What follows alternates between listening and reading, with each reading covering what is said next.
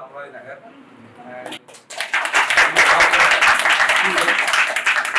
ஸ்கூல்லேருந்து நாங்கள் இது பண்ணிட்டு வரோம். ஃபர்ஸ்ட் ஐஏஎஸ் கிளியர் பண்ணாங்க, அதுக்கப்புறம் ஐஆர்எஸ் இன்கம் டேக்ஸ் கமிஷனர் இருக்காங்க. ஸோ ஆல்மோஸ்ட் இது top most officer of Tamil Nadu. அடுத்து பிரின்சிபல் கமிஷனராக இருக்காங்க. அவர் 2 சன், ஒருத்தர் வந்து எம்ஐடியில் படிக்கிறாரு, ஒருத்தர் அண்ணா யூனிவர்சிட்டியில் ஜாயின் பண்ணியிருக்காரு. அப்படி சின்ன பையனாக இருக்கும்போது டக்குனு சொல்லிட்டு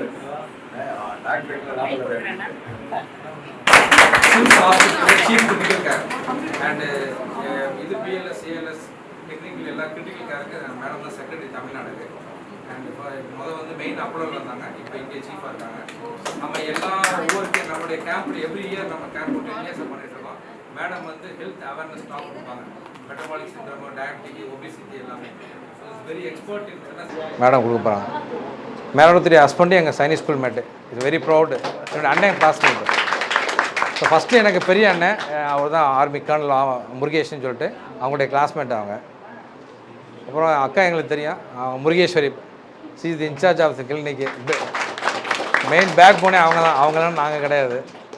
அவர் அண்ணன், என்னுடைய அண்ணன் ஆர்கல் சாஃப்ட்வேர் இருக்க பெங்களூர் கேம்புக்கு வந்தவர். அண்ட் மை ஃபாதர், அப்பா, அவர் ஆல்மோஸ்ட் 89 இயர்ஸு அப்பாவுக்கு. அதுக்கப்புறம் வந்து ஆஃப்தால்மாலஜிஸ்ட் வந்து 3 பேர் இருக்காங்க. இவங்க வந்து டாக்டர் வினிதா ஆஃப்தால்மாலஜிஸ்ட்டு. அவங்க அண்ணா நகர் மேத்தா ஹாஸ்பிட்டலில் கன்சல்டன்ட் இருக்காங்க. என்னுடைய கிளாஸ்மேட் அவங்க. மேடம் இங்கே ஆஃப்தால் எதுக்கு விசிட் வர்றாங்க மேடம்? Is coming. அவங்க டாக்டர் விஜயா, அவங்களும் என்னுடைய கிளாஸ்மேட் தான், ஆஃப்தால்மாலஜிஸ்ட்டு. இங்கே இருக்காங்க, நம்ம நடேச நகரில் கிளினிக் வச்சுருக்காங்க madam. Senior ophthalmologist plus retinal surgeon madam. இவர் வந்து doctor Rudrappa, is a senior intervention cardiologist and is the chief consultant Malar hospital. அப்புறம் செயின்ட் ஐவன்ஸ் இது அம்பத்தூர் ஸ்டெட்ஃபோர்ட் ஹாஸ்பிட்டலுடைய சீஃப் கார்டியாலஜிஸ்ட்டு. அப்புறம் சென்னை ஹாஸ்பிட்டல்ஸ், சென்னை நேஷ்னல் ஹாஸ்பிட்டலுடைய சீஃப் அவர் தான். ஸ்டான்லியில் is the chief cardiology chief. So எங்களுடைய எல்லா கேஸுமே அவர் தான். ஹெல்த் ஃபிட்னஸ் நாங்கள் ஆரம்பிச்சிருக்கோம். அதுக்கு ஃபிட்னஸ்க்குள்ளே போகிறதுக்கு முன்னாடி அவர் ஃபஸ்ட்டு எக்ஸ்போர்ட் ஒப்பீனியன் வாங்கிட்டு தான் ஃபேஸ்டு மேனரில் வி ஆர் கோயிங். அதனால தான் ஃபிட்டாக இருக்கு. இஸ் மை கிளாஸ்மேட் கேஎம்ஸில், கீழ்பாக்கமுடிய காலேஜில். அப்புறம் மேடம் வந்து எப்போயுமே எல்லா வருஷம் இங்கே கேம்ப் போகிறாங்க. She is the professor of dental college, doctor ஜெயஸ்ரீன்னு சொல்லிட்டு. மேடம் வாங்க. She is very expert and one of the renowned dental surgeon in ethical dental surgeon. அவங்க வந்து இதுதான் இப்படி தான் இதெல்லாம் பண்ணுவாங்க, சும்மா கண்ட இதெல்லாம் அதெல்லாம் பண்ண மாட்டாங்க madam. Most 50 years of experience. எங்கள் 10 இயர்ஸாக எங்கள் கேம்ப் வந்துட்டுருக்காங்க madam. And she is having a clinic in Ayanapuram. Gopi வந்து orthopaedician. Is in Madras medical college, is a chief. அவர் சீனியர் ஆர்த்தோபெடிக் சர்ஜனு. எங்கள் டீமில் இருக்கார். என்னுடைய வெளியில் எல்லா சர்ஜரிலுமே இஸ் மை டீம். ஆமாம், is having a clinic in பெருசாக. ஈவினிங் 4 to 6 வராரு எங்கள் கிளினிக்கு. அவருடைய பையனோட பொண்ணு டாக்டரு, ஒய்ஃபும் டாக்டர் அவங்க. என்னுடைய ஒய்ஃபு அவங்க எம்டி பயோகெமிஸ்ட்ரி, ஸ்டான்லியில் இருக்காங்க. இவங்களோட பாஸு. இந்த கிளினிக்கை வந்து இவ்வளோ ஸ்பெஷாலிட்டியாக நாங்கள் ரன் பண்ணுற காரணம் மேடம் தான், ஓனரு சார் 2 பேரும். Sir Jayashree madam, big thanks to them. இப்போ ஹெல்த் டாக் வந்து இப்போ நம்ம மேடத்துக்கு அப்புறம் வந்துட்டு ராஜான்னு சீனியர் அட்வொகேட்டு ஹைகோர்ட்டில், almost 30 years is practising it. And is a marathon runner. என்னென்ன கேஸ்லாம், எந்தெந்த கேஸ்லாம் கோர்ட்டில் லீகல் டெத்து, இது லீகல் இண்டிகேஷன், எப்படி ஹெல்த் ரிலேட்டடாக லீகல் இஷ்யூஸ் இருக்குது, அதனால் ஹெல்த் ஒய் இம்பார்ட்டன்ட் அப்படின்னு is going to give a talk. ஏன்னா லீகல் அட்வொகேட் என்ன கொடுக்க போகிறான்னு நிறைய பேர் சொல்கிறாங்க. பட் இஸ் எனக்கு ஆல்மோஸ்ட் 30 இயர்ஸ் என் கிளாஸ்மேட் வேறு ஸ்கூல்லேருந்தேன். I know about is very knowledgeable in the health இது. So is going to give a talk. Next வந்து மிஸ்டர் பாபு, அவர் வந்து என்னுடைய ஸ்கூல் சீனியரு. இவங்க வந்து ஃபுல்லாக ஹெல்த் இன்சூரன்ஸ் வாங்க ma'am please. The run a purple bond insurance company. என்னுடைய அண்ணன் கிளாஸ்மேட்டு. அவங்க வந்து ஹெல்த் இஸ் இம்பார்ட்டன்ட், எப்படி இன்சூரன்ஸில் நிறைய பேர் எப்படி ஏமாத்துறாங்க, அதனால் ஹெல்த் இன்சூரன்ஸ் தான் இனிமேல் ஃபியூச்சர் இது, அதனால் அதை ஏன் எடுக்கணும், எப்படி என்ன அப்படின்றதெல்லாம் they are going to talk on this small talk உங்களுக்கு பார்த்து கொடுப்போம். Thank you ma'am. இவங்க ரேஷ்மா வந்து இங்கே ஃபிசிஷியன் அசிஸ்டண்ட்டு. எங்களுடைய என்டையர் பேக் போன் எங்களுக்கு அவங்க தான். Plus is a lab technician. ரொம்ப வருஷமாக எங்கள் கிளினிக்கில் இது பண்ணிட்டுருக்காங்க. ஆல்மோஸ்ட் அண்ட் கேஎம்சியில் அவங்க தான் சீஃப் எமர்ஜென்சி மெடிசனுடைய general manager madam. Is a physiotherapist, sports physiotherapist, very skilled and expert. நிறைய பேர் தெரியும், எங்கள் கிளினிக்கில் ரொம்ப வருஷமாக கூட ட்ராவல் பண்ணிட்டுருக்காங்க. And is qualified in pelvic plus sports இது, அதுக்கப்புறம் வந்துட்டு நியூரோ ரீஹாபிலிட்டேஷன்ஸு எல்லாமே handles. And is a PG holder and ஃபெல்லோஷிப்லாம் நிறையா பண்ணியிருக்காங்க.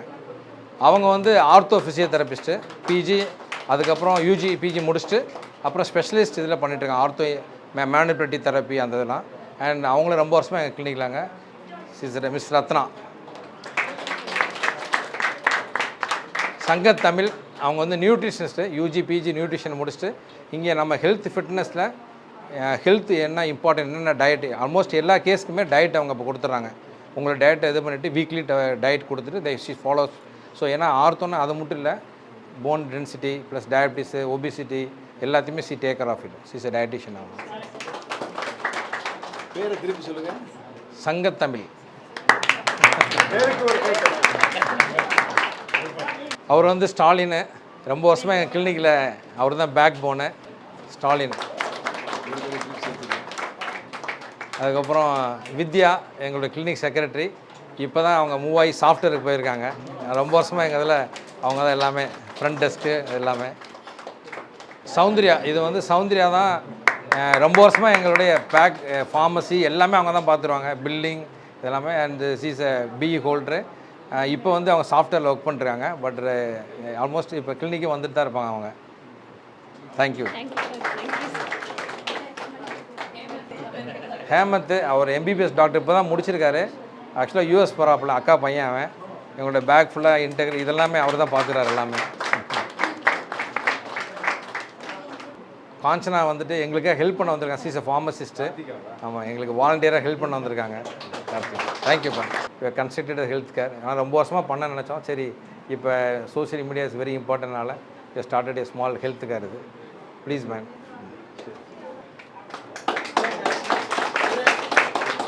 நான் அங்கே பண்ணுறேன்.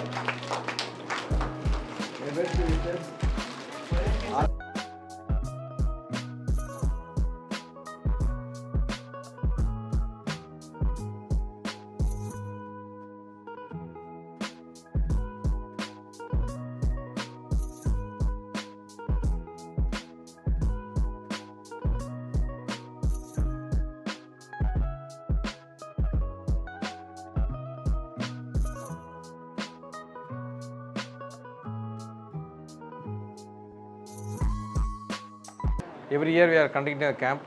ஆல்மோஸ்ட் இது 10th இயர் நாங்கள் பண்ணிகிட்ருக்கோம். அது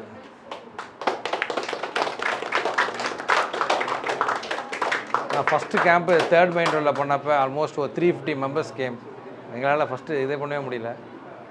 டாக்டர்ஸ் மட்டும் முடியாது, ஒரே சைடு நான் எக்ஸ்பிளைன் பண்ணிடுறேன். யாராவது ஸ்பெஷாலிட்டி டாக்டர்ஸ் கூட.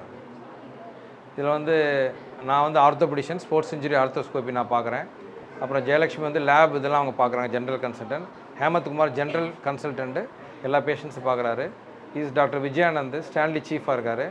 Is the physician cum pulmonologist. And Jayashree madam வந்து மேடம் தான், professor of dental surgery madam. And is very expert and chief of peritonitis madam வந்து. அப்புறம் டாக்டர் ராதாகிருஷ்ணன் வாஸ்குலர் சர்ஜன். இன்றைக்கி அவர் ஒரு மேரேஜ் அவங்க ஃபங்க்ஷனால் வரல. Is professor of Ramachandra vascular surgery. அவர் வீக்லி டெய்லி வர்றாரு. வாஸ்குலர் வேரிகோஸ் வெயின், எந்தெந்த கால் ரத்த ஓட்டம் எது ப்ராப்ளமோ அதெல்லாம் வந்து அவர் பார்க்குறாரு. And is doing surgery for it. இவங்க வந்து வினிதா மேடம் இங்கே இருக்கவங்க. She is an ophthalmologist and consultant. அவங்க மேத்தா ஹாஸ்பிட்டல் இதெல்லாம் வர இங்கே நம்ம கிளினிக்கே வராங்க. அவங்க சார் தான் நீரோ சீஃப் மாணிக்கவாசம். ஐஸ்வர்யா கிளினிக்னு சொல்லிட்டு இதில் வச்சுருக்கார், கேகே நகரில் கலைஞர் ஹாஸ்பிட்டலில் சார் சீஃபு. அவங்க வந்து சார் கண்ணன் தான் அங்கே நிற்கிறார் சார், டயபெட்டாலஜிஸ்ட்டு. அவரும் டெய்லி வராரு நம்ம கிளினிக்கு. So all specialities are available here. முடிஞ்ச அளவுக்கு எல்லாத்தையும் நாங்கள் கொண்டு வந்துடுறோம். அண்ட் விஜயா அவங்க இந்த ஏரியாவிலே ப்ராக்டிஸ் பண்ணுறாங்க. ஸோ அவங்களுமே நமக்கு ஆன் கன்சல்டேஷன் பேஸில் இல்லை நாங்களே அனுப்பிச்சி விட்றோம் அவங்கள்ட்ட. டாக்டர் கோபி 4 to 6 டெய்லி வரார் orthopaedician. And is also sports injury surgeon, arthroplasty senior expert surgeon. Balamurugan neuro surgeon, அவர் எம்எம்சியில் சீஃபாக இருக்கார். அண்ட் இ டூஸ் அப்போல்லாம் எல்லா இடத்துலையும் இது பண்ணுறாரு. நம்ம நியூரோ சர்ஜரி, ஸ்பைன் சர்ஜரி எல்லாமே இஸ் பேக்கப் அவர் தான் ஃபுல்லாகவே.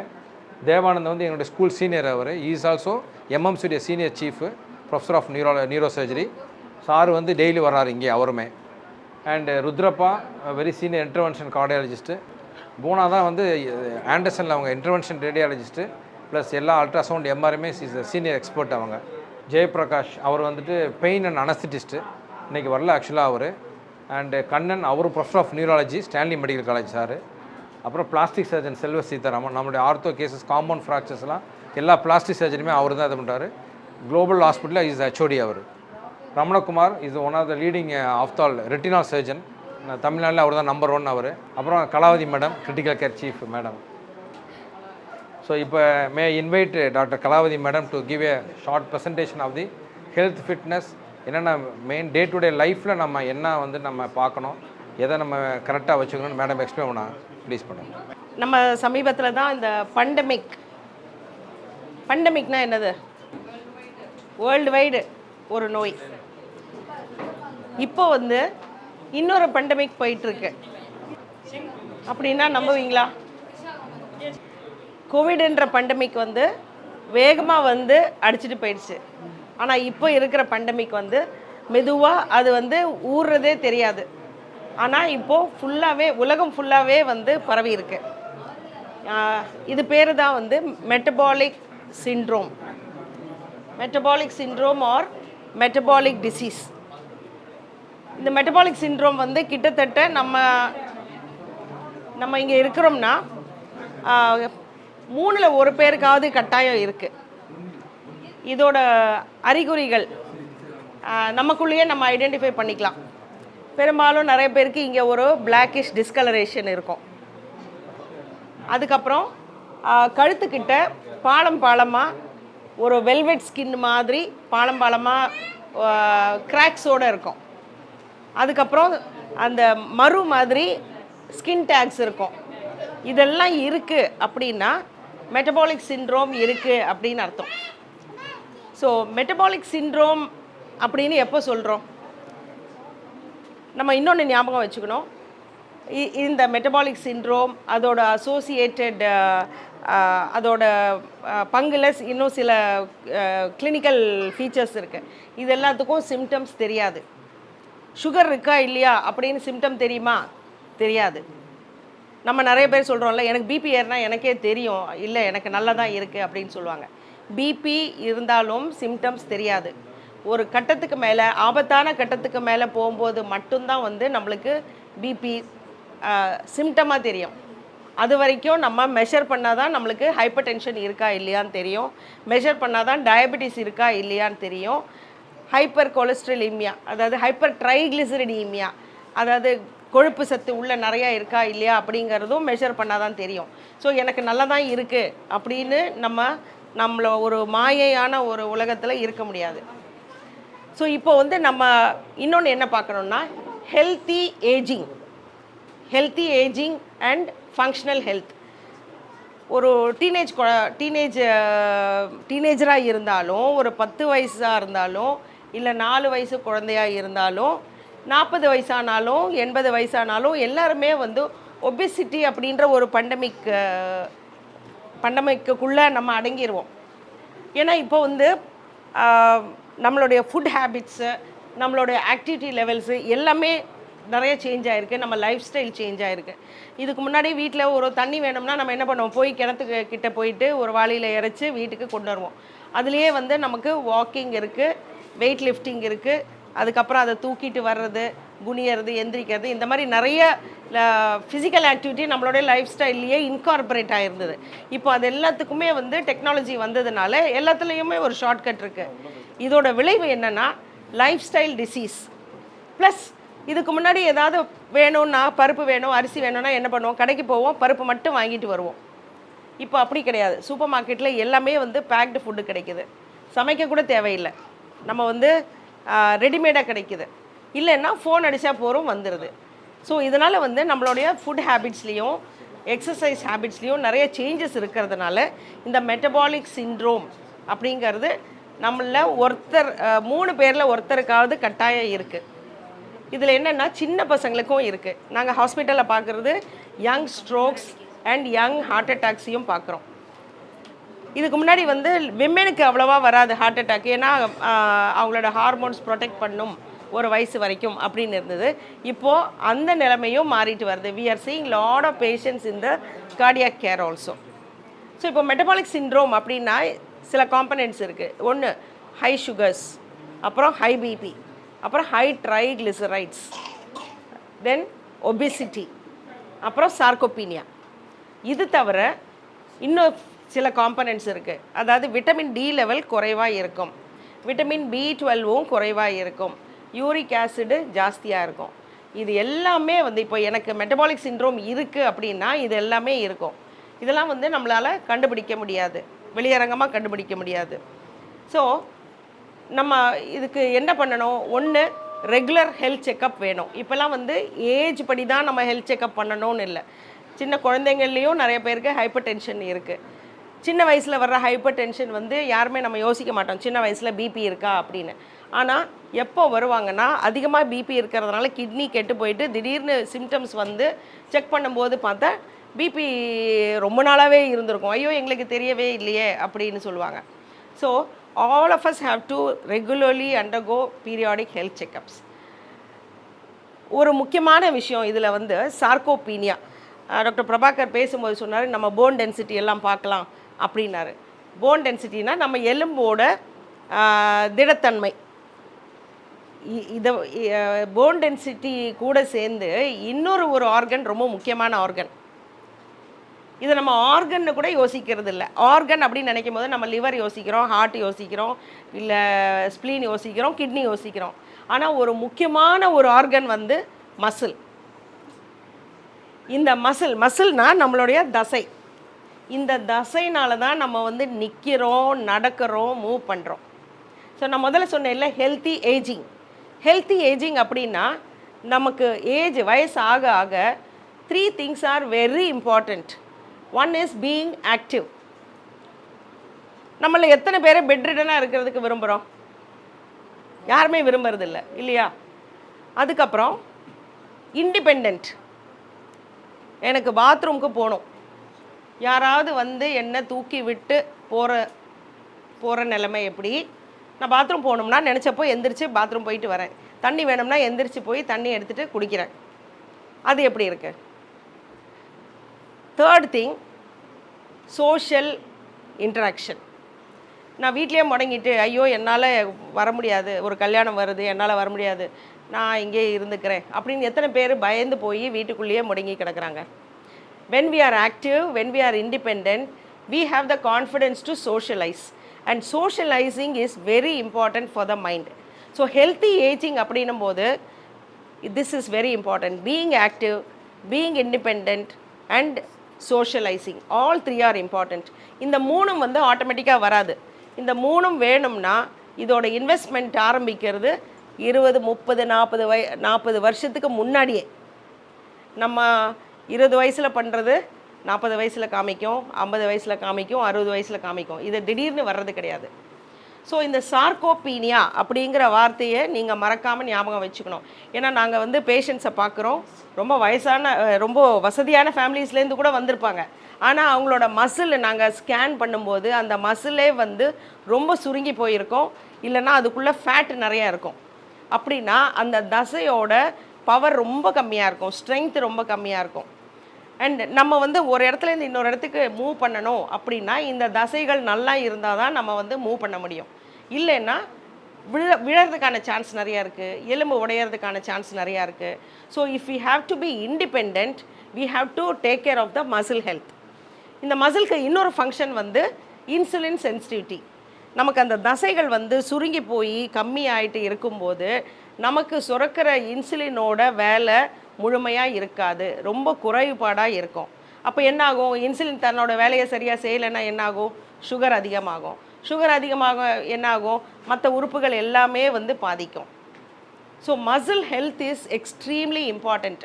இப்போ 40 வயசுக்கு மேலே தான் நீங்கள் ஃபிட்னஸ் அசஸ் பண்ணணும் அப்படின்னு இல்லை. எந்த வயசில் வேணாலும் நீங்கள் ஃபிட்னஸ் அசஸ் பண்ணலாம். அதுக்கு வந்து இன்னொரு ஸ்கேனும் இருக்குது, டெக்ஸா ஸ்கேன் அப்படின்னு ஒன்று இருக்குது. டெக்ஸா ஸ்கேன் வந்து பெரும்பாலும் எலும்புக்கு மட்டும்தான் நம்ம யூஸ் பண்ணுறோம். ஆனால் டெக்ஸா ஸ்கேன் வந்து நம்ம உடம்பில் எந்த சதவிகிதம் மசில் இருக்குது, எவ்வளோ சதவிகிதம் ஃபேட் இருக்குது, எவ்வளோ சதவிகிதம் தண்ணி இருக்குது அப்படின்றத காமிக்கும். ஒருவேளை இன்றைக்கி நான் டெக்ஸா ஸ்கேன் பண்ணி என்னுடைய உடம்புல வந்து ஃபேட்டு கொழுப்பு சதவிகிதம் ஜாஸ்தி இருக்குது அப்படின்னு கண்டுபிடிச்சேன்னா நான் இன்னிலேருந்து டிசைட் பண்ணுறேன், நான் இனிமேல் வந்து கரெக்டாக சாப்பிட போகிறேன், சரியான வகைகளை சாப்பிட போகிறேன், நல்லா எக்ஸசைஸ் பண்ண போகிறேன் அப்படின்னு நான் டிசைட் பண்ணுறேன். இப்போ நான் செஞ்சதெல்லாம் கரெக்டாக அப்படின்னு தெரியறதுக்கு நம்ம ஒரு 3 மாதம் கழித்து இல்லை 6 மாதம் கழித்து மறுபடியும் டெக்ஸா ஸ்கேன் பண்ணி பார்க்கலாம். என்னுடைய உடம்புல தசை ஜாஸ்தியாக இருக்கா, என்னோடய மசில் அதிகமாக இருக்கா, என்னுடைய ஃபேட்டு குறைவாக இருக்கா அப்படின்னு நம்ம அசஸ் பண்ணிக்கலாம். So continuous assessment is required. And physiotherapist will help. நமக்கு வந்து எந்தெந்த எக்ஸசைசஸ்ஸு பண்ணுனா நமக்கு ஹெல்த்தியாக இருக்கும் அப்படின்றதில் ஹெல்ப் பண்ணுவாங்க. நம்ம எந்தெந்த மூவ்மெண்ட்டு ப்ராக்டிஸ் பண்ணாமல் இருக்கிறோமோ அந்த மூவ்மெண்ட்டு பெர்மனெண்ட்டாக இழந்துருவோம். எத்தனை பேரால் தரையில் உட்காந்து எந்திரிக்க முடியும்? இதுக்கு முன்னாடி நம்ம டாய்லெட் போகணும்னா அந்த இந்தியன் ஸ்குவாட்டிங் பண்ணுவோம். இப்போ எத்தனை பேரால் அதை பண்ண முடியும்? ஏன்னா அந்த மூமெண்ட்டே நம்ம விட்டுட்டோம். நம்மளால் எத்தனை பேரால் குனிஞ்சு நம்மளுடைய பாதத்தை தொட முடியும்? பண்ணாததுனால இதெல்லாமே வந்து பெர்மனெண்ட்டாக இழந்துடுறோம். நம்மளுக்கு வந்து கடவுள் அழகாக எல்லா ஜாயிண்ட்ஸு எல்லா மூமெண்ட்ஸு எல்லாமே கொடுத்துருக்குறாரு. இது எல்லாத்தையுமே நம்ம வந்து மூமெண்ட் கொடுக்காம எல்லாத்தையுமே இழந்துடுறோம். நமக்கு ஒரு சோஷியல் ஸ்டேட்டஸ் என்னென்னா, நான் உட்கார்ந்த இடத்துலையே சாப்பிட்ருவேன். நான் வந்து தண்ணி கொண்டு வா அப்படின்னா கொண்டு வர்றதுக்கு 4 பேர் இருக்காங்க, எனக்கு செஞ்சு போடுறதுக்கு 4 பேர் இருக்காங்க அப்படிங்கிறதுல நம்ம பெருமைப்படுறோம். But that is not social status. என்னால் வந்து தண்ணி வேணும்னா எந்திரிச்சு போய் எடுத்துகிட்டு வர முடியும். எனக்கு வந்து எதாவது சாப்பிட்ணுன்னு தோணுச்சுன்னா போய் காய் வாங்கிட்டு வந்து சமைச்சு சாப்பிட முடியும். அப்படிங்கிற இண்டிபெண்டன்ஸ் இஸ் மோர் வேல்யூபிள்.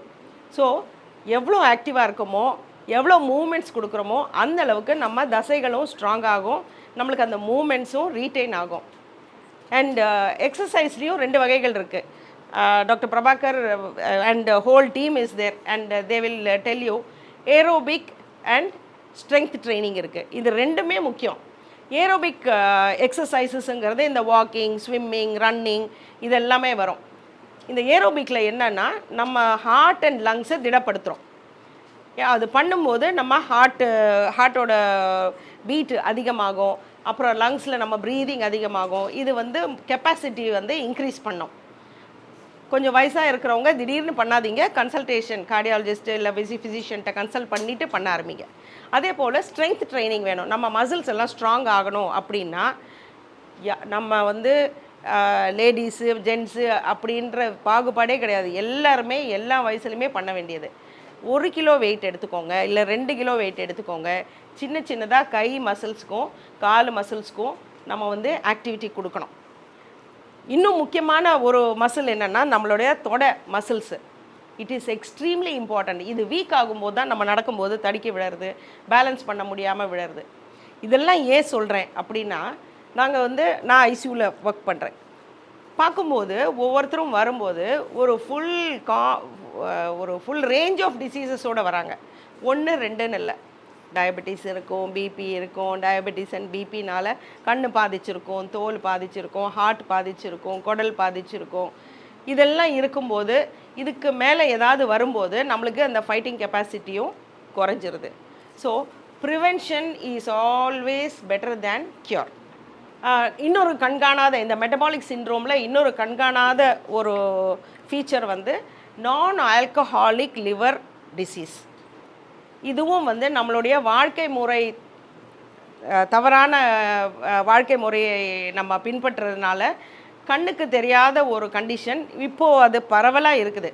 நான் ஆல்கஹாலிக் லிவர் டிசீஸ். இதுக்கு முன்னாடி வந்து தண்ணி அடித்தா தான் லிவர் கெட்டு போகும். இப்போ அப்படி கிடையாது. Pocketed foods, junk foods, fast foods, readymade foods and unhealthy foods இதெல்லாம் சாப்பிடும்போது வயசு பாகுபாடு இல்லாமல் லிவர் கெட்டு போக ஆரம்பிக்குது. இந்த நான் ஆல்கஹாலிக் லிவர் டிசீஸ் வர்றதுனால இது எல்லாத்தையுமே தொடங்கி விடுது. நமக்கு வந்து இந்த மெட்டபாலிக் சிண்ட்ரோமை தொடங்கி விடுது, ஒபேசிட்டியை தொடங்கி விடுது, சார்கோபீனியாவை தொடங்கி விடுது. இது எல்லாத்துக்குமே வந்து மூல காரணம் இந்த லிவர். இதுக்கும் வந்து சிம்டம்ஸ் முதல்ல தெரியாது. ரொம்ப இரிவர்சிபிள் ஸ்டேஜ், அதாவது இனிமேல் நம்ம எது செஞ்சாலுமே இது ரிவர்ஸ் ஆகாது அப்படின்ற கண்டிஷன் வரும்போது தான் நமக்கு இதெல்லாமே வெளிப்படும். So it is very important. எனக்கு சிம்டம்ஸே இல்லை, எல்லாம் நல்லா இருக்குது அப்படின்னு நம்ம நினைக்கிறதுக்கு நினைக்க முடியாது.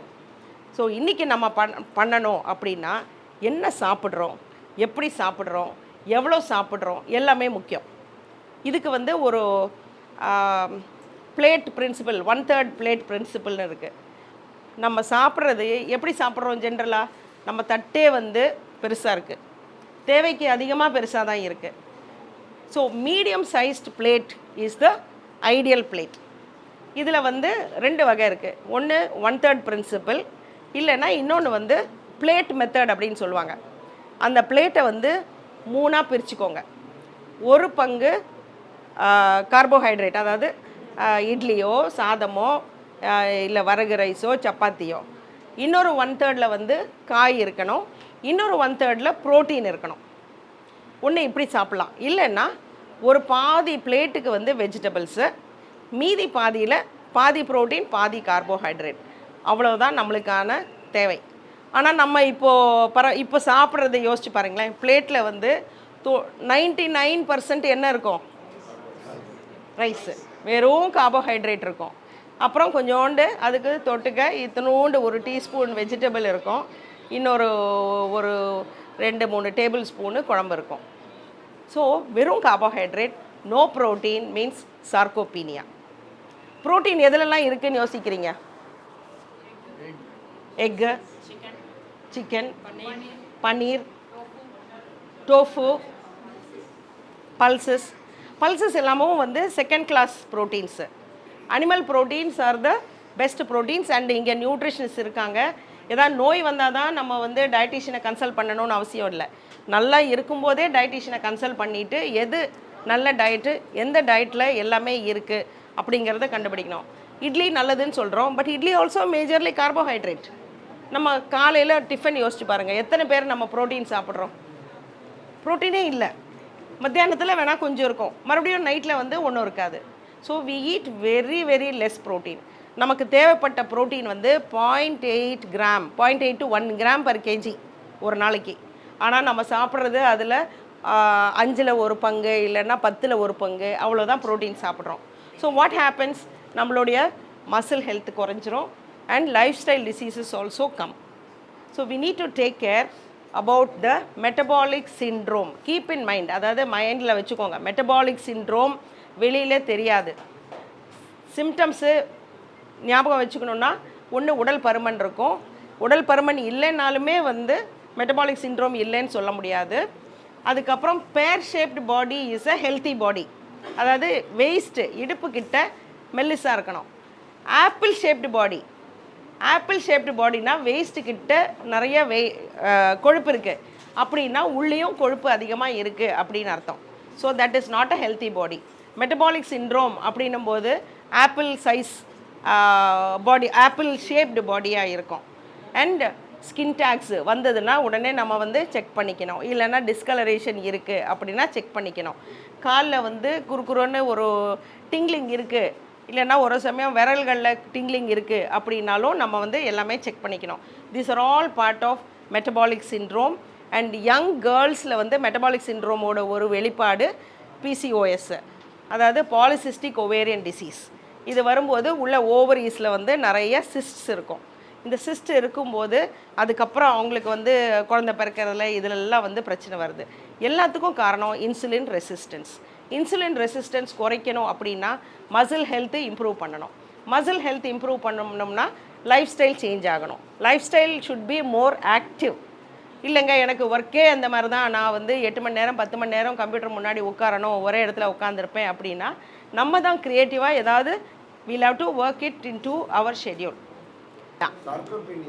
பீனியா அப்படின்னா குறைபாடு, சார்கோ அப்படின்னா flesh, sarcopenia. So the remedy lies in rectifying the lifestyle. Life style, yes. அதாவது appropriate protein, avoiding junk or fast food or preserved foods, processed foods, packeted foods. Anything in a packet is harmful and cooked food is the best. And other thing is aerobic and strength training ரெண்டுமே வேணும். ஒரே ஒன்று தான் ma'am miss பண்ணுறீங்க. Otherwise you finish hormonal changes in the female because this depression stress also caused because of sedentary life style. ஆமாம் depression also comes because of this. Parkinson's இது எல்லாமே வந்து தே அட்ரிபியூட்டட். டிமென்ஷியா, பார்க்கின்சன்ஸ், அப்புறம் cancers.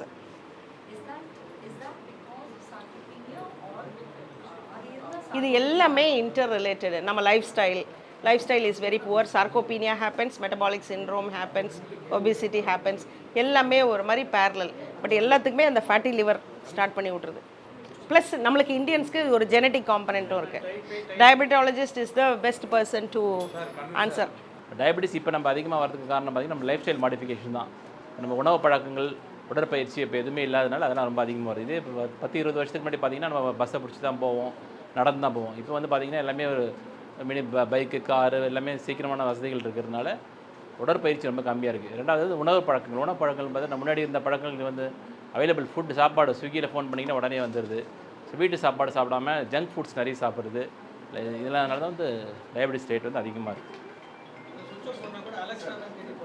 Sir ஆமாம், gadgets வந்து Alexa.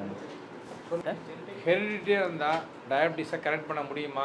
அது ஒரே இல்லை, அதாவது கேட்குறாரு. இல்லை, அதாவது நிறைய பேஷண்ட்ஸ் என்ன சொல்லுவாங்கன்னா, எங்கள் அப்பா அம்மா எனக்கு சொத்து வச்சு போயிருக்காங்க, இது மாதிரி வந்து எனக்கு அப்பா அம்மா 2 பேருக்குமே சுகரு, அதனால் எனக்கும் சுகர் வந்து அது வந்து ஒரு தப்பான கான்செப்ட்.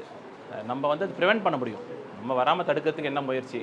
உடற்பயிற்சி பண்ணணும், இல்லாட்டி வந்து சாப்பாடு கட்டுப்பாடாக இருக்கணும். நம்ம உடற்பயிற்சி பண்ணுறதில்ல, சாப்பாடு ஒழுங்காக சாப்பிட்றதில்ல, கெட்ட பழக்கங்கள் எல்லாமே உண்டு. ஆனால் சுகர் வந்துச்சுன்னா அப்பா அம்மாவை ப்ளேம் பண்ணுறது. ஸோ ஜெனட்டிக்காக கண்டிப்பாக டயபெட்டிஸ் அப்பா அம்மாவுக்கு இருந்தால் நமக்கு வரதுக்கு வாய்ப்பு அதிகம். அது நம்ம உடற்பயிற்சினாலையும் உணவு பழக்கத்தினாலையும் ப்ரிவெண்ட் பண்ணணும்.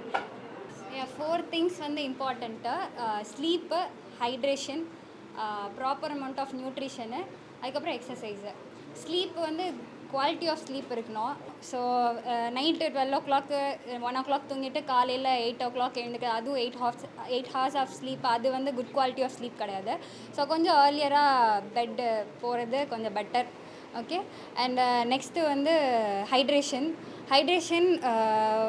ஒரு பர்சனோட ஹைட்டுக்கு 2.5 liters அட்லீஸ்ட் வந்து எடுத்துக்கணும்.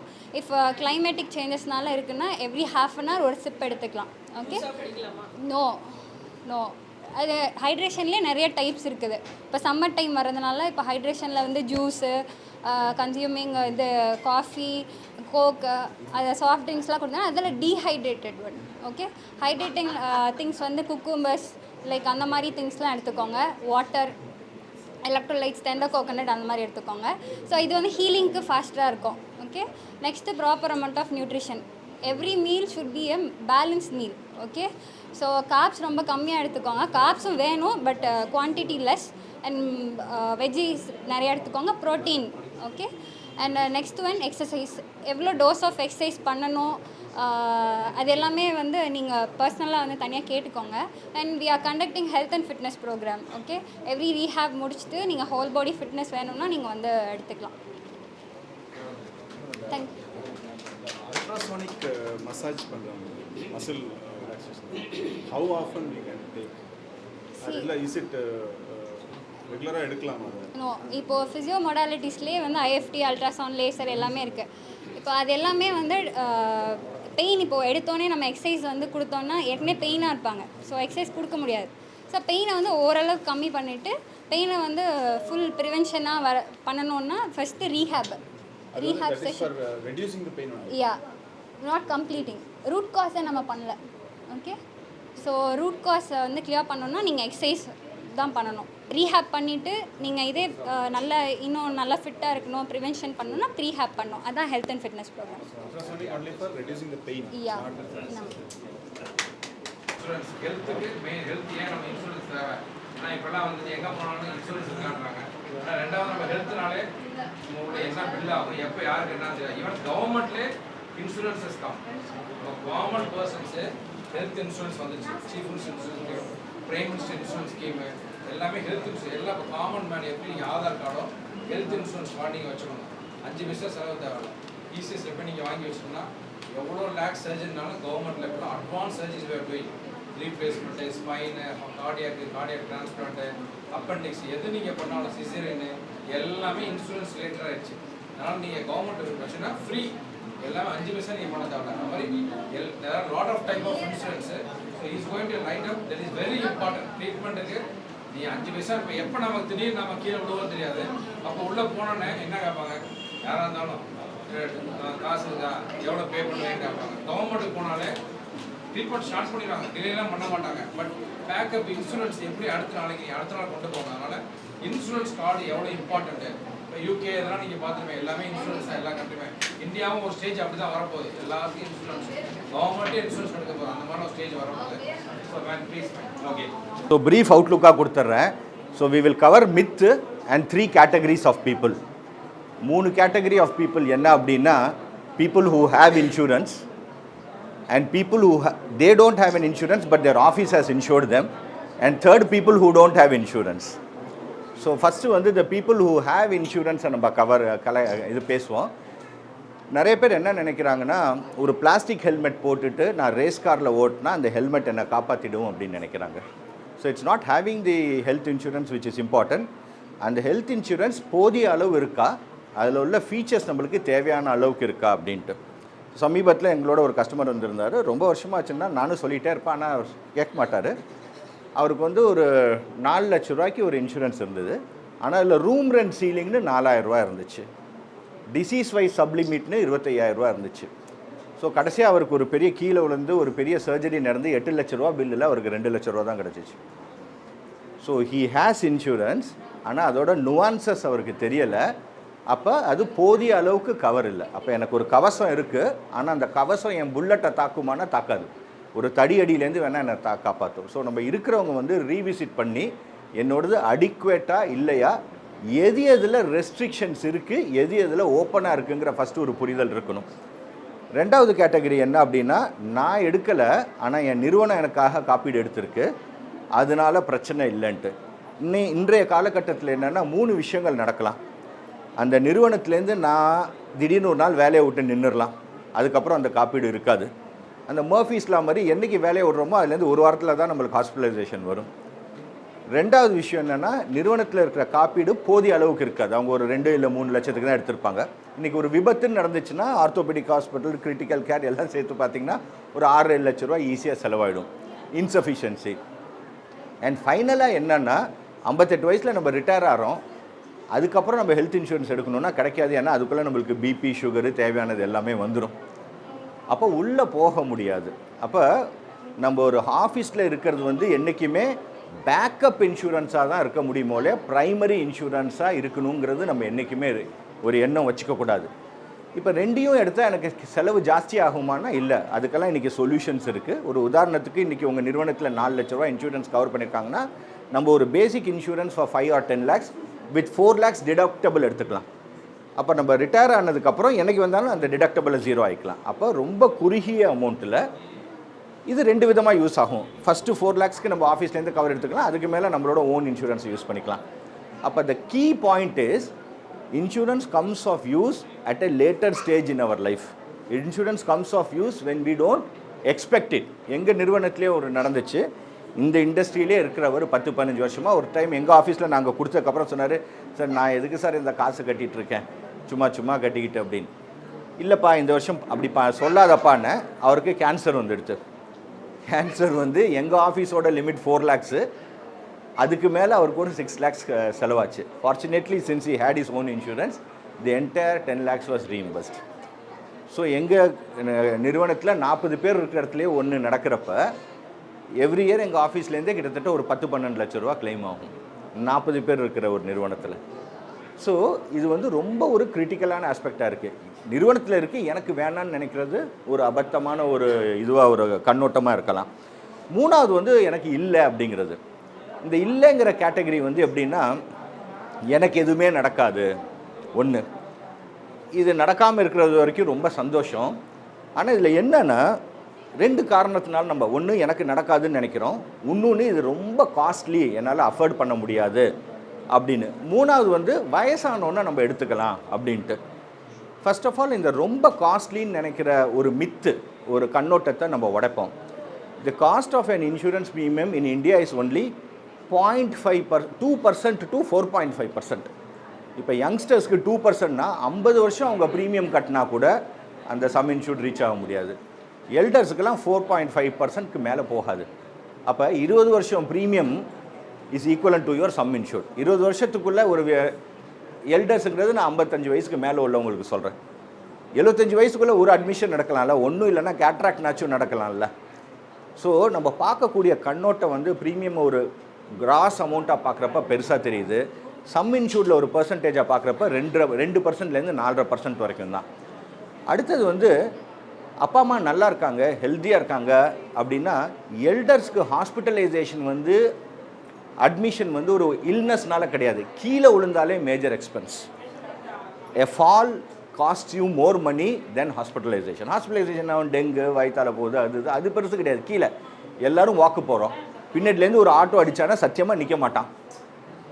நீங்கள் போய் அட்மிட் ஆகினீங்கன்னா 5-6 லட்ச ரூபா இன்றைக்கி drama card. So the point is, it is not illness which will lead to hospitalization, even a fall or an accident will lead to hospitalization. அப்போ நம்ம பார்க்க வேண்டிய கண்ணோட்டம் வந்து ஒரு விபத்துனால கூட நான் மருத்துவமனைக்கு போக வேண்டிய ஒரு காலகட்டாயம் வரும், உடல்நிலை சீர்குலைவனால மட்டும் இருக்காது அப்படிங்கிற ஒரு புரிதல் இருக்கணும். அண்ட் ஃபைனலாக ஒரு விஷயம் என்ன அப்படின்னா, இந்த ஒரு பணக்காரன் ஏழை ஆகிறதுக்கு 2 வாய்ப்பு தான். ஒன்று சூதாட்டம், அதனால தான் அதை மகாபாரதத்தில் கவர் பண்ணிட்டான். 2வது மருத்துவ செலவு. ஏன்னா எவ்வளோ ஒரு முதியோராக இருந்தாலும் அவங்க வாழ்க்கையில் உள்ள அத்தனை கடமைகளும் இது பண்ணியிருந்தாலும் இறந்து போகட்டும் பரவாயில்லன்னு நம்ம விட மாட்டோம், இருக்கிற சொத்தெல்லாம் விற்று காப்பாற்றுவோம். ஏன்னா இது சமுதாய காலகட்டத்தினால, சமுதாயத்தின் கட்டாயத்தினால நம்ம அதை செலவு பண்ணுவோம். ஸோ இந்த ஒரு கண்ணோட்டத்தை மாற்றிக்கிட்டு, எப்படின்னா நான் எப்போதும் ஒரு உதாரணம் சொல்வேன். என் நண்பர் ஒருத்தர் வந்து சொன்னார், எப்படின்னா நான் இனிமேல் ஹெல்மெட்டே போட போகிறதில்ல அப்படின்னு. ஏன்ப்பா நீ தான் 2 வீலர்லேயே போகிற, ஏன்னா 20 வருஷமாக ஹெல்மெட் போடுறேன், ஒரு நாள் கூட ஆக்சிடெண்ட்டே ஆனதில்லை அப்படிங்கிற மாதிரி. அப்போ ஒரு மருத்துவ காப்பீடு எடுக்காதது வந்து இது மாதிரி தான். 20 வருஷமாக எனக்கு உடம்புல எதுவுமே சரியாகலை, அதனால நான் எடுக்க மாட்டேன். இப்போ கண்ணோட்டத்தை மாற்றணும், எனக்கு எதுவுமே நடக்க வேணாம், தேவையான ஒரு கவசம் இல்லை ஒரு காப்பீடு ஒரு பாதுகாப்பு எனக்கு இருக்கணும், நடக்கிறப்ப எனக்கு செலவு கம்மியாகாது. ஃபைனலாக யோசிக்க வேண்டியது நம்ம இன்னொன்று என்ன நினைக்கிறோன்னா, ஒவ்வொரு டைமும் ஹாஸ்பிட்டலைசேஷனோட எக்ஸ்பென்ஸை நான் தான் முடிவு பண்ணுவேங்கிறது. நம்மளுக்கே ஒரு விபத்தில் ஒரு சுயநலவு இல்லை அப்படிங்கிறப்ப நம்ம ஃபேமிலி முடிவு பண்ணணுன்னா த பெஸ்ட் ஹாஸ்பிட்டல் நம்மளை அழைச்சிட்டு போகக்கூடிய ஒரு முடிவு ஒரு காப்பீடு தான் கொடுக்க முடியும். நன்றி, thank you, good day to you. இப்போது இந்த காலகட்டத்தில் டிஜிட்டல் வேர்ல்டில் எல்லாருக்கும் ஹெல்த் கேர்ன்றது வந்து சிட்டியில் இருக்கவங்களுக்கு சுலபமாக கிடைக்குது, மற்றவங்களுக்கு கொஞ்சம் டிலேடாக கிடைக்குது. எல்லாருக்குமே ஹெல்த் கேர் கிடைச்சாலுமே மக்களுக்கு அவங்களோட ரைட் என்னன்னு தெரிய மாட்டேங்குது. இப்போ நான் போகிறேன், ஒரு டாக்டர்கிட்ட போகிறேன், அவர் வந்து நமக்கு வந்து தேவையானதை பார்த்துட்டு ஒரு 20 டெஸ்ட் எழுதி தராங்க. அதை வந்து நமக்கு தேவையில்லையான்றதை வந்து மக்கள் தான் முடிவு பண்ணணும். அது வந்து டாக்டர் வந்து தேவைன்னு இதெல்லாம் வந்து கண்டிப்பாக தேவை அப்படின்னு எழுதி கொடுக்கும்போது நம்ம வந்து டாக்டர் சொன்னால் சரிதான் அப்படின்னு நம்ம போகிறோம். ஆனால் ஆஸ் எ பேஷண்ட்டாக நமக்கு வந்து சில இதெல்லாம் தேவை இருக்குது தேவையில்லை அப்படின்றத அந்த டாக்டரே சொல்லணும். அதுதான் வந்து இன்ஃபார்ம்டு கன்சென்ட்டும்பாங்க. உங்களுக்கு வந்து இது நான் பண்ணுறேன், இதனால் தேவைப்படுது அப்படின்னு மருத்துவர் சொல்லணும், நம்ம கேட்கணும். அதுதான் வந்து சட்டம் சார்ந்தது. என்னென்னா அவங்க சொல்லி நமக்கு இது தேவை அப்படின்னு நீங்கள் முடிவு பண்ண பிறகு தான் அது நடக்கணும். இப்போ நம்ம போகிறோம், இப்போ வந்து பார்த்தீங்கன்னா ஏதோ ஒரு ஆப்ரேஷனோ அது ஹாஸ்பிட்டலைசேஷன் பண்ணும்போது கன்சென்ட் ஃபார்ம் கையெழுத்து வாங்குவாங்க. அதில் வந்து சின்னதாக எழுதியிருப்பாங்க, நம்ம டாக்டர் சொல்கிறாங்கன்னு நம்ம கையெழுத்து போடுறோம். ஆனால் அது ஏன் எதுக்கு அப்படின்றத நம்ம தெரிஞ்சுக்கிட்டு பண்ணணும். நிறைய பேருக்கு தெரியாது. நமக்கு இப்போ வந்து எல்லாம் கார்ப்பரேட் ஹாஸ்பிட்டல் ஆனதுனால அவங்க சொல்கிறாங்கன்னு நம்ம கையெழுத்து போடுறோம். முந்தியெல்லாம் வந்து ஃபேமிலி ஃபிசிஷியன் இருப்பாங்க, நமக்கு தெரிஞ்ச டாக்டரு, அவர் சொல்லுவார், நம்ம எதுவுமே அவர் சொன்னால் எல்லாம் கரெக்டாக இருக்கும். இப்போ வந்து அப்படி கிடையாது. எல்லோரும் வந்து கார்ப்பரேட் ஹாஸ்பிட்டல் அப்படின்னு போனதுனால அவங்க வந்து ஒரு சிகிச்சைக்கு ஒரு ஹாஸ்பிட்டல் போகிறோம், இன்னொரு சிகிச்சைக்கு இன்னொரு ஹாஸ்பிட்டல் போகிறோம் அப்படின்ற மாதிரி ஆனதுனால அவங்களும் வந்து பேஷண்ட்டை இதை வந்து ஒரு இதாக தான் பார்க்குறாங்க. பிஸ்னஸ்ன்றதை விட சர்வீஸ்ன்றதை தாண்டி டாக்குமெண்ட்டாக தான் பார்க்குறாங்க, கான்ட்ராக்டாக தான் பார்க்குறாங்க. ஸோ அப்படி இருக்கும்போது இன்ஃபார்ம்டு கன்சென்ட், நமக்கு என்ன தேவை, நம்ம பண்ணுறது நமக்கு தெரியுமா அப்படின்றத தெரிஞ்சுக்கிட்டு நம்ம பண்ணணும். அதுக்கு இந்த காலகட்டத்தில் நம்ம அதெல்லாம் வந்து ஒரு ஃபேமிலி ஃபிசிஷியன் ஒரு இருந்தாக்க அவங்கக்கிட்ட கேட்டு இது கரெக்டாக இல்லையா அப்படின்றத தெரிஞ்சுக்கலாம். என்னோடய அபிப்பிராயம் என்னென்னா, எல்லாருக்குமே ஒரு ஃபேமிலி ஃபிசிஷியன் ஒரு டாக்டரை வந்து வச்சுக்கணும். அவங்க மூலியமாக தான் இதை கேட்டு தெரிஞ்சுக்கிட்டு இது பண்ணுறது இந்த லீகல் டேங்கில் வந்து ரொம்ப கம்மி பண்ணும். நம்ம பின்னாடி வந்து நம்ம இப்போ வந்து இப்போ பார்த்திங்கன்னா இப்போ மெடிக்கோ லீகல் கேசஸில் மேஜராக என்ன இருக்குன்னா நெக்லிஜென்ஸ் தான் வந்து மெடிக்கோ லீகல் கேசஸில் மேஜராக இருக்குது. அந்த நெக்லிஜென்ஸை கம்மி பண்ணுறது வந்து என்னென்னா, டாக்டர் பேஷண்ட் இன்ட்ராக்ஷன் நிறைய இருக்கும்போது அந்த நெக்லிஜென்ஸ் கம்மியாகுது. நமக்கு தெரிஞ்சவங்க அப்படிங்கும்போது நல்ல கரெக்டாக பண்ணுவாங்க. அந்த நெக்லிஜென்ஸை வந்து நம்ம வந்து தெரிஞ்சுக்கணும். அந்த இது தெரிஞ்சுக்கிறதுக்கு எகெயின் உங்களுக்கு யார் டீச் பண்ணுவோன்னா, லாயரை விட யார் டீச் பண்ணுவோன்னா தெரிஞ்ச டாக்டர். ஸோ ஃபேமிலி ஃபிசிஷியன் இதை நீங்கள் இன்கல்கேட் பண்ணிக்கிட்டிங்கன்னா உங்களோட லீகாலிட்டியை என்ன மெடிக்கல் ஃபீல்டை வந்து ரொம்ப கம்மியாகும். ப்ளஸ் இப்போ இருக்கிற இதில் வந்து எல்லா மெடிக்கல் இதுவுமே வந்து இப்போ வந்து நிறைய எலக்டிவ் சர்ஜரிஸ்லாம் நிறைய இருக்குது, எலக்டிவ் ஹெல்த் கேர்லாம் நிறைய இருக்குது. அதுவுமே வந்து உங்களுக்கு தேவையா அப்படின்றத நம்ம வந்து இப்போ கூகுள் தான் வந்து மேஜர் ப்ராப்ளம். நம்ம எதுனாலும் எல்லாத்தையும் சொல்லிடுறாங்க, நம்ம அதை பார்த்துட்றோம், செஞ்சிடறோம். பட் அது தேவையா இல்லையா அப்படின்றத வந்து ஒரு எக்ஸ்பர்ட்டு தான் சொல்லணும். அது வந்து தெரிஞ்ச எக்ஸ்பர்ட் சொல்கிறது தான் வந்து பெஸ்ட்டுன்னு நான் ஃபீல் பண்ணுறேன். இப்போ நான் ஹெல்த்துக்கேர் இப்போ லீகலில் வந்து நிறைய கேசஸ் வந்து இன்சூரன்ஸ் ரிலேட்டட். நம்ம இன்சூரன்ஸும் போய் கையெழுத்து போடுறோம், என்னென்னு தெரியாமல் நம்ம வந்து போடுறோம். இப்போ சார் சொன்னார் எனக்கு முன்னாடி பேசினவங்க, நமக்கு இன்சூரன்ஸ் இருக்குதுன்னு நினைப்போம், ஆனால் அதில் பார்த்தா வந்து பாதி தான் கவர் ஆகிருக்கும். ஸோ அதை வந்து படித்து பார்த்து இந்த ஃபைன் ரீடிங் எல்லாமே வந்து படித்து பார்த்து நமக்கு இது கவர் ஆகிருக்கா அப்படின்னு தெரிஞ்சுக்கிட்டு நம்ம இன்சூரன்ஸ் எடுக்கிறது நல்லது. ஸோ அதுலேயும் வந்து கிளைம் வரும்போது சில நேரத்தில் வந்து உங்களுக்கு வந்து இது வந்து ஆல்ரெடி இருந்தது, ஹெரிடிட்ரி, அதனால் வந்து உங்களுக்கு இது கவர் ஆகாது அப்படிமா. அந்த நேரத்தில் ஒரு இன்சூரன்ஸ் எடுக்கும் போதும் ஒரு நல்ல இன்சூரன்ஸ் ஏஜென்ட்டு இல்லை நோன் டாக்டர்கிட்ட போய் இந்த இன்சூரன்ஸ் கவர் ஆகுமா அப்படின்னு தெரிஞ்சுக்கிட்டு எடுக்கிறது நல்லது. முதலே ப்ரிவென்டிவ்.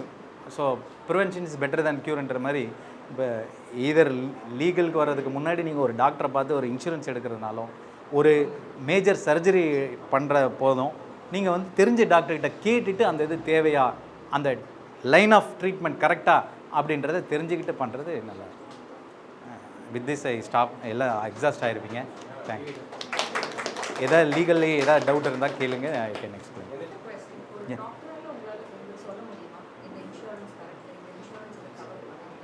இல்லைங்க, நீங்கள் அது இன்சூரன்ஸ் ஏஜென்ட் உங்ககிட்ட சொல்லியிருப்பாங்க. அந்த டாக்டர் வந்து இப்போ நான் எதுக்காக டாக்டர்கிட்ட கேட்கணும்னு சொன்னேன்னா, சில ஹெல்த் இஷ்யூஸ் வந்து உங்களுக்கு வந்து இன்பில்ட்டாக இருக்கும் ஆர் ஹெரிடிட்ரியாக இருக்கும். அதெல்லாம் வந்து கவர் ஆயிருக்காதுன்னு இந்த இன்சூரன்ஸ் டாக்குமெண்ட்டில் இருக்கும். ஸோ அந்த மெடிக்கல் டேர்மை வந்து உங்களுக்கு ஒரு டாக்டர் தான் எக்ஸ்பிளைன் பண்ண முடியும். You will not be covered for இப்போ ஹைப்போஸ்பெடியாஸ்ன்றது வந்து ஒரு பர்த் டிஃபெக்ட். அந்த பர்த் டிஃபெக்ட் வந்து ஒரு பையனுக்கு இருக்குது அப்படின்னாக்க அது வந்து லேட்டர் டயத்தில் வந்து அது பார்க்கும்போது அந்த இது வந்து ஆல்ரெடி பர்த் டிஃபெக்ட் இருக்குது. இப்போ வந்து பிறக்கும் போதே சில பேருக்கு அந்த ஹார்ட்டில் வந்து மர்மர் இருக்கும் கேட்பாங்க. அதில் வந்து ஒரு 5 வருஷம் எந்த டிஃபெக்ட் இல்லைன்னா அது வந்து உங்களுக்கு வந்து கவர் ஆகும் அப்படிம்பாங்க. அப்போ நீங்கள் வந்து இன்சூரன்ஸ் எடுத்து 2வது வருஷம் போய் நிற்பீங்க, கவர் ஆகலைன்னு சொல்லுவாங்க. அதான் இருக்குன்னு இதெல்லாம் வந்து இன்ஃபார்ம்டு.